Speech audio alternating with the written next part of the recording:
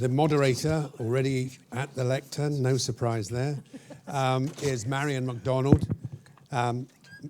Marion is Managing Director, Strategy and Measurement at Asia Pacific for Ogilvy PR, based in Hong Kong some of the time. She might explain where she is the other part of the time.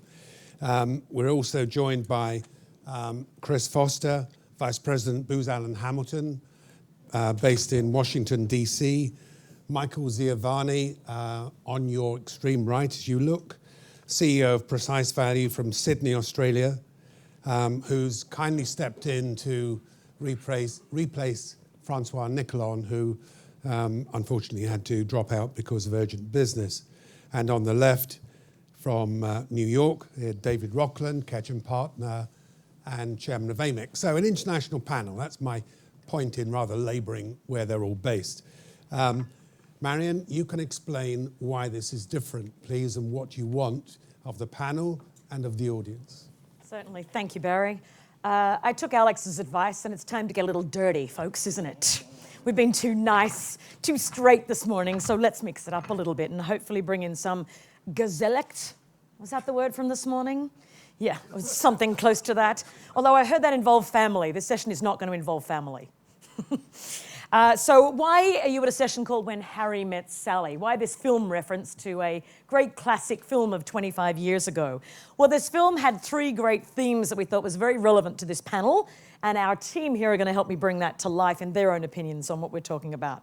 The first was, can two people of the opposite sex become friends? Some nice parallels there with PR and integrated marketing and how we need to make new friends. The second around forming new partnerships for mutual gain. And the third, okay, this was the sex reference, faking it till you make it. Till we get really good at measuring integrated communications. How can we fake it till then? There's a very famous scene that no doubt those of you who've stayed in the room were hoping that we'd flash up on the screen. And indeed, we're going to from the movie. Just skip forward here. You've met my panel. Okay, so if I can have the video, please, to introduce the When Harry Met Sally session. What is that supposed to mean? Nothing. It's just that all men are sure it never happened to them, and most women at one time or another have done it, so you do the math. You don't think that I could tell a difference? No. Get out of here.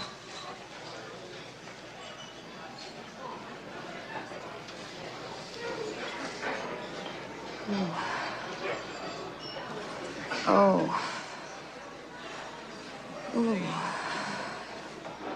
Are you okay? Oh. Oh, God.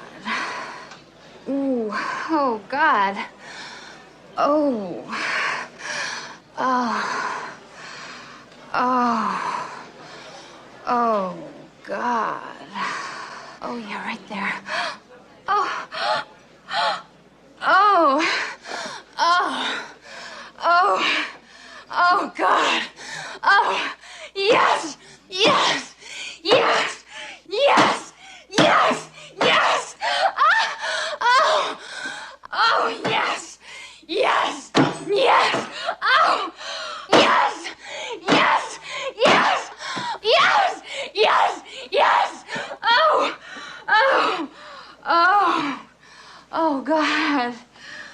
Oh.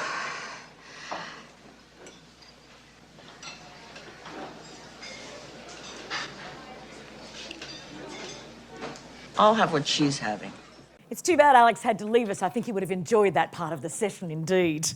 So why do we use that at the start? Well, as we are either in this room driving, embracing, or coming to terms with measuring integrated communications, and we shift from driving buzz to behaviour change, which we've talked a lot about this morning already, in this session we want to focus on how the AMEC of the very near future will need to adapt for that reality in terms of the talent that we start to recruit, in terms of the new skill sets that we need, the new partnerships that we will need to form as well, and the new types of members that we will have in the room over the next 2 years. So this is quite a forward-looking session about what will the AMEC of 2015, 16 and 17 look like, and what do we need to start doing to think ahead to prepare for that as well. So I'm a bit inspired in the last couple of days, as you can see, by touring the red light district while I've been here. So I thought that we would kick off with a bit of foreplay in the session. I'm going to share a video case study. We're then going to penetrate the issue with my charming panel on stage here with their own points of view. Then we might encourage some questions from the audience with a bit of mass debate around the topic. And then finally, let's wrap up with a post-coital cigarette and deciding who we'll exchange phone numbers with to create the AMEC of the future. But we're going to do that in fairly quick timing, so let me get right into it with some foreplay, if you don't mind. The first thing I want to show here is a case, and I've deliberately chosen a case from India, great integrated marketing communications case. This is one that I'm from Ogilvy, as you know, and our integrated teams worked on. It's one that at the end, as we sat down to measure it, everybody had a different view about how it should be measured. And in fact, I apologize in advance, you will see a dirty word used in this short. Akanksha is an NGO in Mumbai that provides free education to over 4,000 underprivileged children. But unfortunately, they do not get enough volunteers to teach. One of the biggest reasons being that people feel they're not qualified enough to teach these kids. So we thought, why not give them a first-hand experience of the simple joy of teaching? On the 5th of September, while students across India were celebrating Teachers' Day, Akanksha's kids went out looking for their teachers.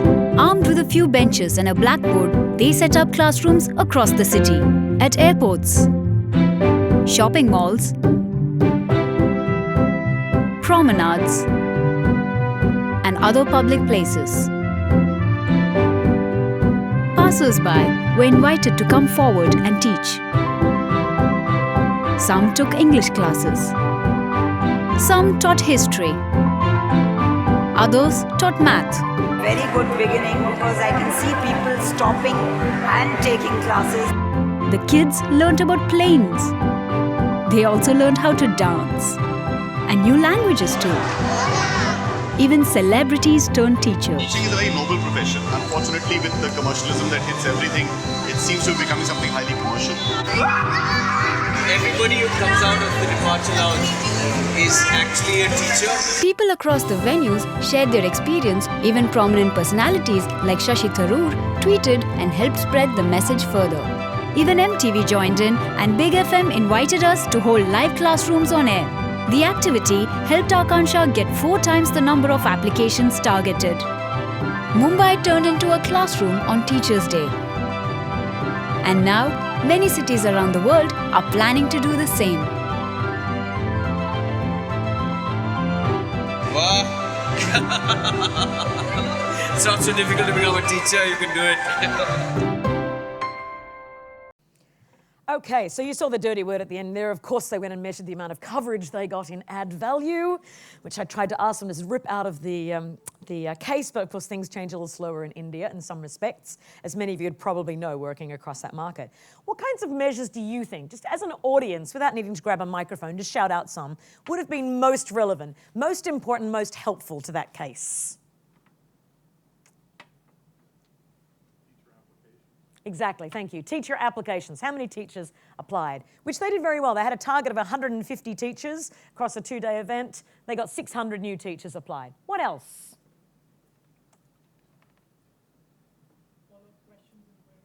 Yeah, questions and queries to learn more about it, right? What else? Yes, teachers actually appointed, follow-ups, actual behaviour change. Who went ahead and did it, right? So there are all the sorts of measures. Unfortunately, they started out with the usual goals of, let's measure how much coverage we get out of it. Let's measure how powerful the influencers were. So as we get into this very kind of integrated event, and I chose this because it's a kind of a cross between an activation event, PR, use of influencers to spread the word, social sharing and so on, that we didn't quite set the right measures at the start because we didn't have the right partners, the right people in the room to do that. We did it from a very traditional point of view rather than a kind of new thinking here.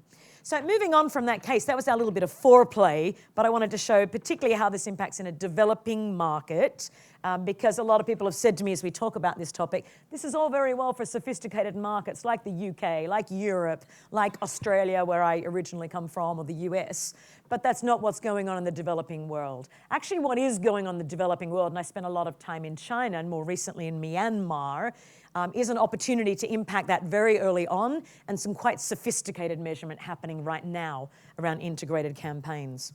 But what I want to do at this point is pass over to my expert panel, and in particular I'll call on Chris first to speak a little further about the subject, with their individual points of view on the AMIC of the future and how integrated communications measurement is going to impact us as an organisation.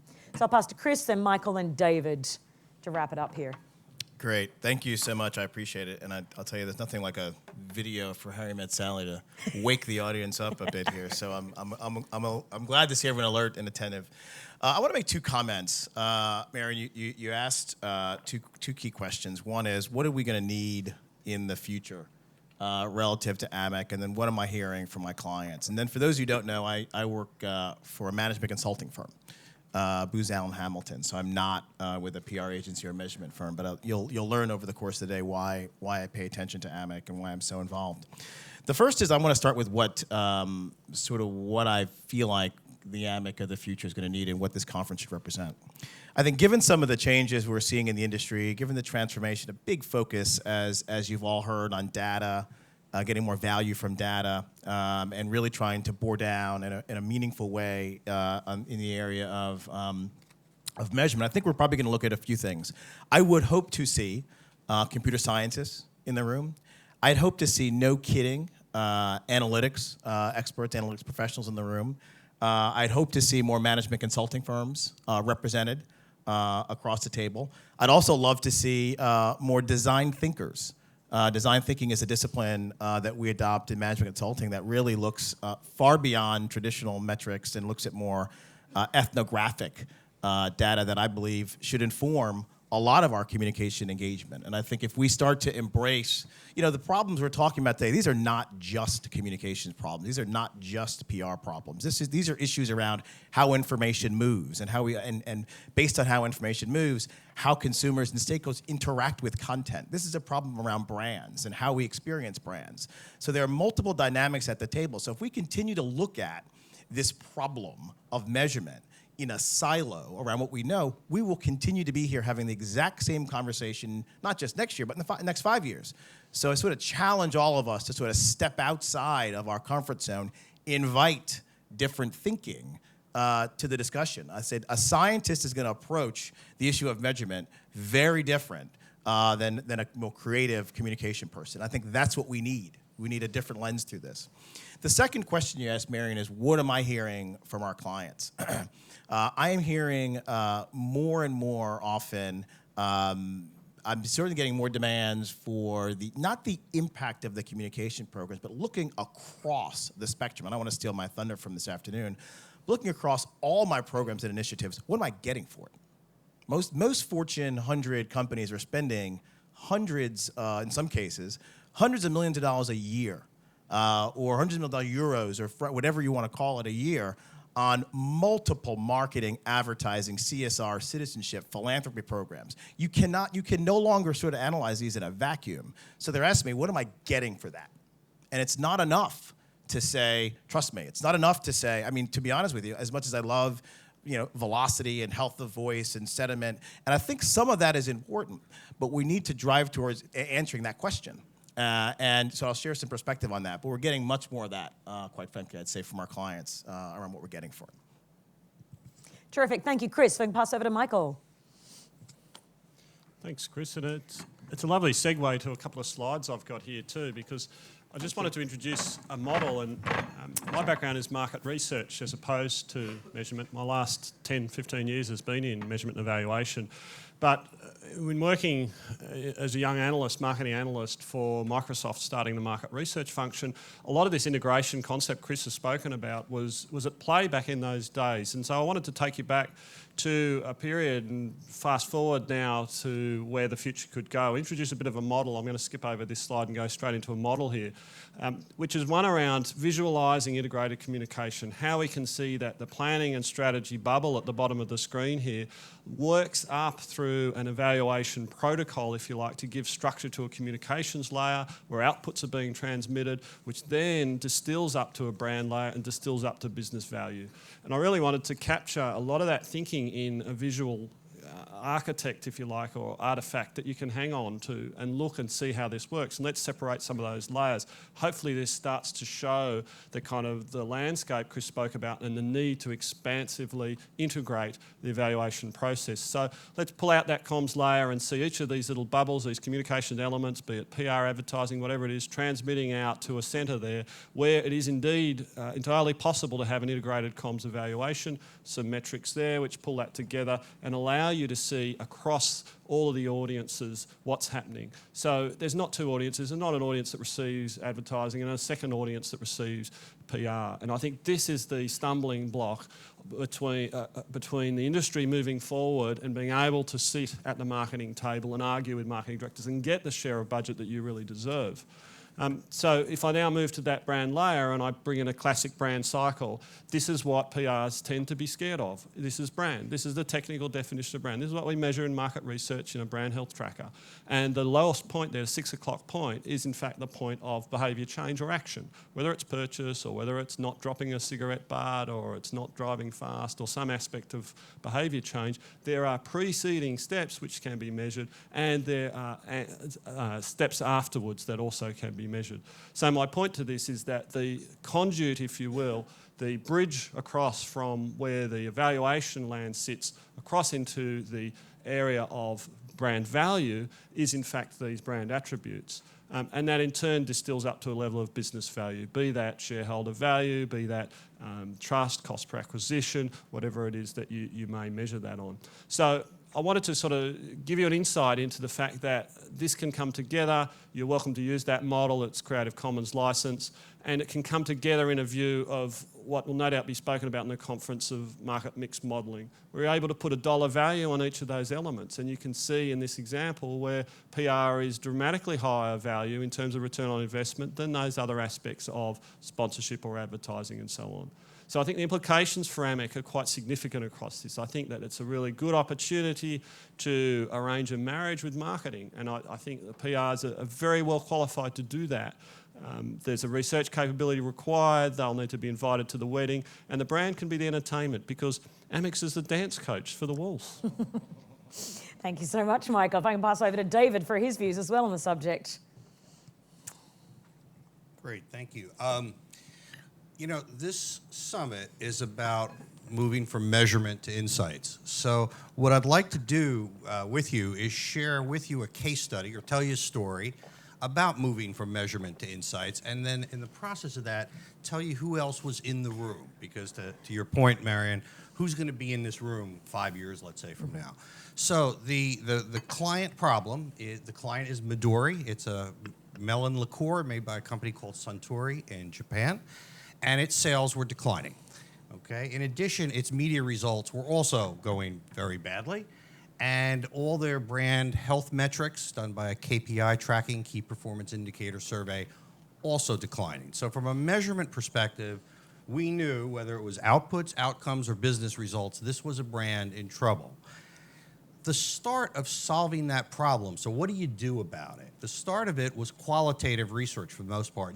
And you'll hear a talk, I've had the pleasure of reading his paper from Jim McNamara this afternoon, where he'll talk about where does qualitative research fit into what is generally thought of as a more quantitative discipline that we tend to practice when it comes to measurement. But we did a whole bunch of qualitative research relative to this brand. focus groups, individual interviews, something called central location testing, where you put a whole bunch of people in, run them through a facility that's basically a fake liquor store to see what different bottles test like versus other bottle designs. And we learned one finding here in particular, and I'll share with what that is. There were a lot of others, but the main finding out of the qualitative research is we heard from the consumer that this product was most often drunk during an activity called pre-gaming. Now, this was a new term. Do you guys know what pre-gaming is? Mm-hmm. Yeah. Michael, no? Marion, what's pre-gaming? Getting ready to go out. The start of the evening. Right, exactly. Start of the evening, okay? And generally done, and this is mainly done by younger people. It was never a term, at least in my generation, but basically you have a few drinks with your friends before you go out. So that's pre-gaming, okay?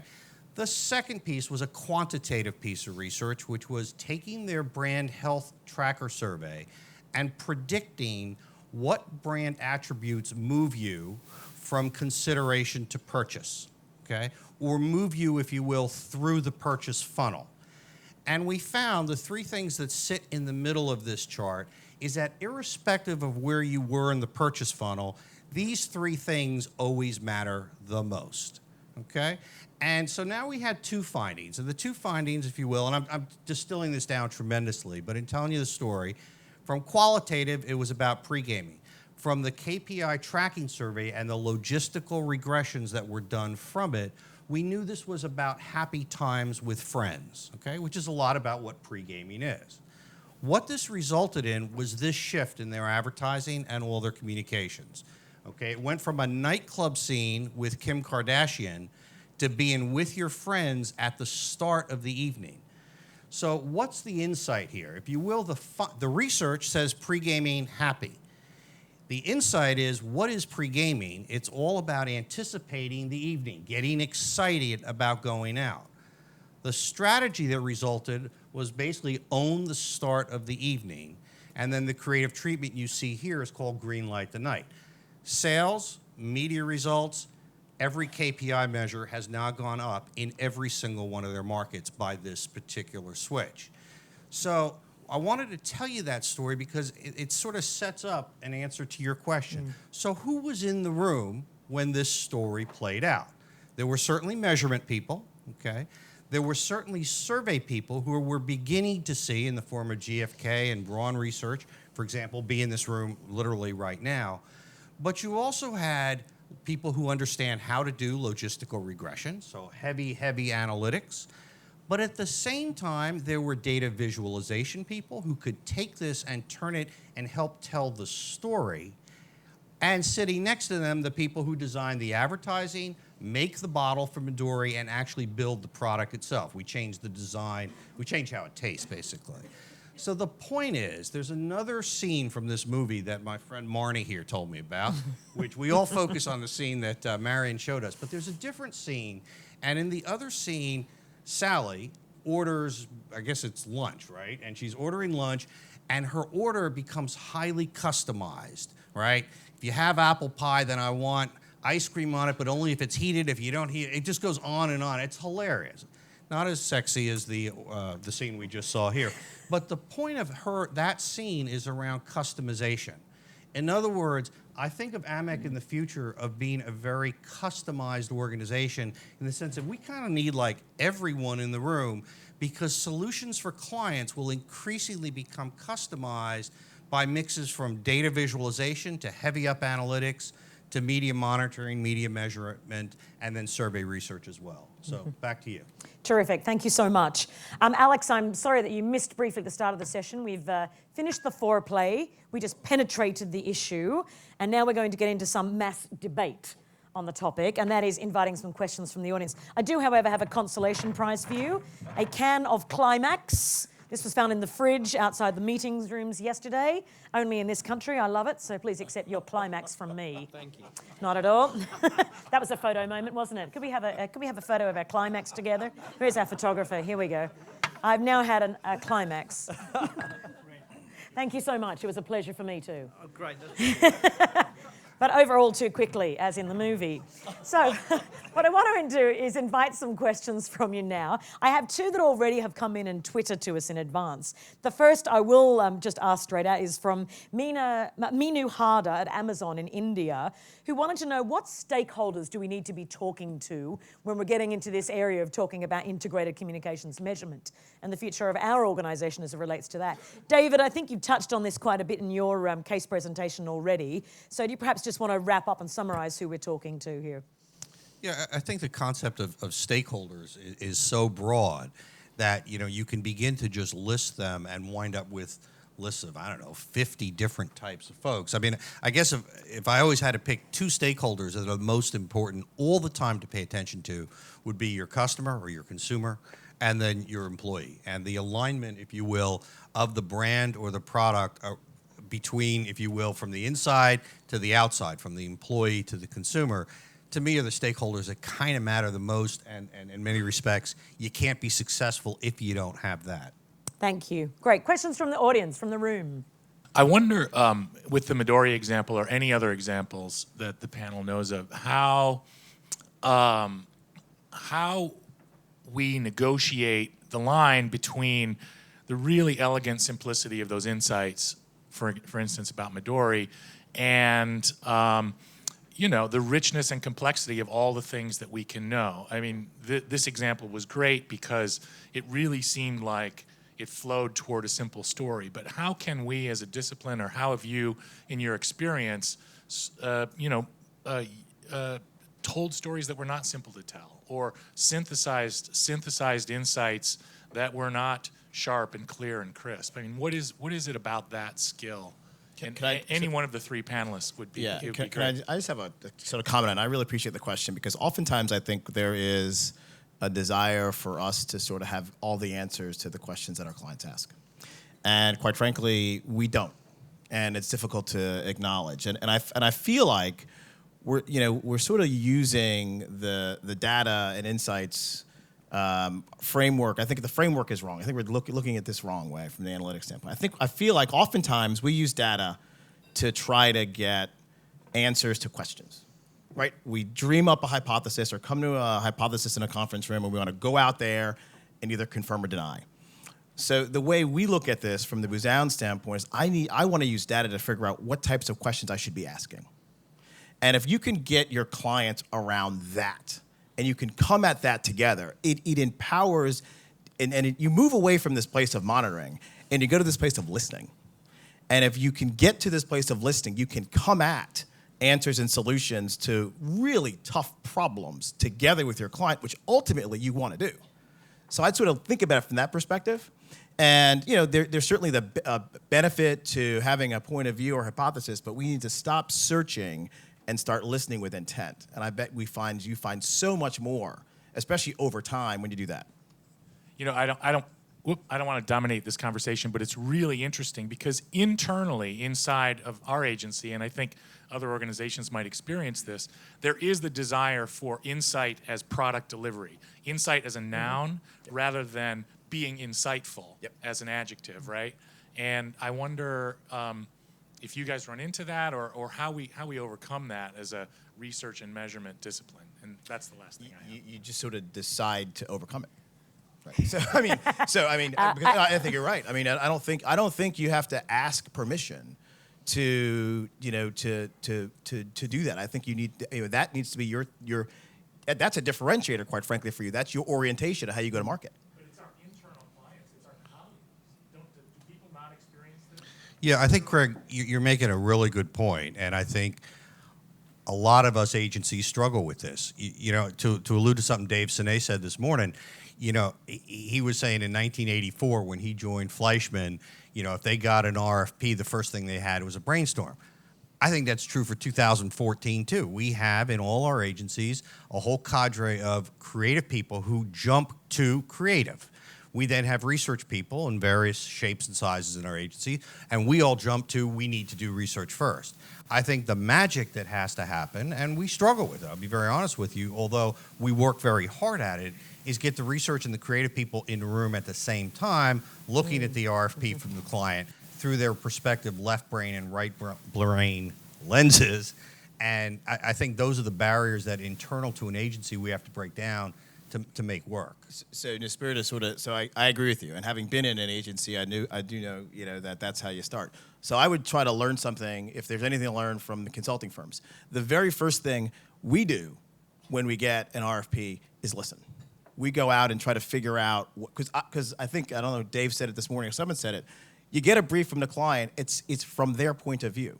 Right, it's information they have. It's the problem as they frame it and as they see it. Oftentimes, as you all know, the problem that's presented in the creative brief is rarely the problem that we end up solving. Rarely, it's more of a symptom that leads us to another problem. So I am on the search to figure out what is the underlying problem that is behind the symptom, and I think that would be a way to orient yourself around that in order to get a different share of voice. To my way of thinking. I thoroughly agree with that, and I think what's critical for us, and the question we originally posed was around who should be in the room in a couple of years, is in order to get to that, in order to identify what is the right business problem and what insight do we need, it's who do we need in the room to be getting that through different approaches. And I go some markets, I work across Asia Pacific, so I have everything from very developed to starting out in the business. I work across some markets where our habit is to go straight to someone who will do standard research, someone who's more experienced in social will do social media listening, someone who's great at data will start combing through data. I'm Australian, I say data, not data. Sorry. So it depends on your approach, your background, your level of comfort. What we want to get to is, who are those people? Are they in the room now? Are they shaping the AMEC of the future? And are we looking at what is beyond any of those three? What else should be part of that discovery process before we finish defining the problem? Asim, you have one last question. Do I have time for one last question? Thank you, Barry. Hi, good morning. Asim Sood from Impact Research and Measurement India. I have two questions for you. My first question is the approach to integrated measurement suggesting that we need to now increase the width that we play in by adding elements that we've not been measuring as service providers for our clients? That's my first question. And the second question is, if we have to do that, what do you expect? Do you expect people who are sitting in this room are going to build that capability in-house? Or do you think we'll need to initially partner with somebody outside, then build the capability, and maybe continue to do that rather than having to develop this capability in-house? I'm going to ask Michael to respond to that, because I know Michael's transformed his own business over the last couple of years in-house. Yeah, thanks, Asim. I'd frame it this way. I don't think the onus sits purely on yourselves collectively to analyse and understand all this data and make sense of brand and go out and create brand health tracking studies.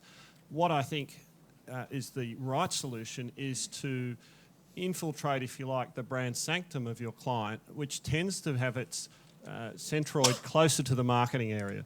And once you get close to those marketing areas and you've got some neutral bodies, which most researchers tend to be, not all, and you've got to be careful of researchers. I acknowledge the guys' points here on how to engage research. Then you're able to leverage some of that. You're able to, for example, see if a brand health tracker does include a question around consumption of media, consumption of social media, and so on, because typically the ones I've seen clients have ascribe all benefit to advertising. All brand benefit goes to advertising. Are you guys happy with that as a collective for PR? You know, surely not, because a lot of your work has been undervalued. And so I think that's the point we're trying to make around it, is that some of this is a conduit to effectiveness, to demonstrating effectiveness. It's not necessarily all on your shoulders, although some providers will step up and carry that forward. So I agree fully with what you said. I'd say, Haseem, to answer your question, two points. One is the capabilities are being built. I don't think we have the time to sort of galvanize around it to build it ourselves. We need to partner.